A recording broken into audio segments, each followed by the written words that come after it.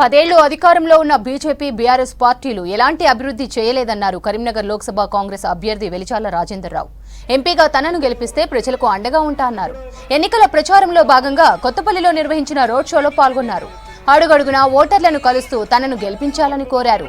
తన తండ్రి మాజీ ఎమ్మెల్యే వెలిచాల జగపతిరావు స్ఫూర్తితో పనిచేస్తానన్నారు. గతంలో బండి సంజయ్, వినోద్ లాంటి వారిని గెలిపించినా ఎలాంటి ఫలితం లేదన్నారు. ఢిల్లీ స్థాయిలో సమస్యలు వినిపించే సత్తా తనకుందన్నారు. బీఆర్ఎస్ జారుడు బండ మీద ఉందని, అది కిందకి పడిపోవడమే తప్ప పైకి లేచే పరిస్థితి లేదన్నారు. బండి సంజయ్ గారు మొత్తం మందితో కరీంనగర్ లో నాకు మెజారిటీ వస్తుంది అని చెప్పుక తిరుగుతున్నారట. నేను కొత్తపల్లి గ్రామానికి రాకముందు 16 మండలాలలో గత 6 రోజులలో సట్టన్న గారు కూడా నాతో వస్తున్నారు. అశేష జనవాహిని తరలి వస్తుంది. 16 మండలాలు తిరిగి వచ్చినాను. మా స్వంత మండలం గంగాధర కూడా పోవడం జరిగింది. కానీ ఇంత ఉద్వేగం మాత్రం ఏ మండలంలో ఇంత అనుభూతి, ఉద్వేగం కలగలేదు.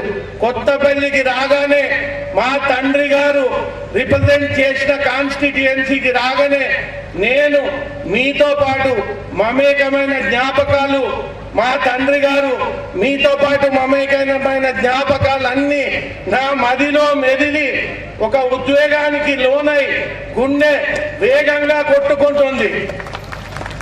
బండి సంజయ్ గారికి నేను ఇక్కడి నుంచి ఛాలెంజ్ చేస్తున్నా. ఈ గడ్డ నా గడ్డ.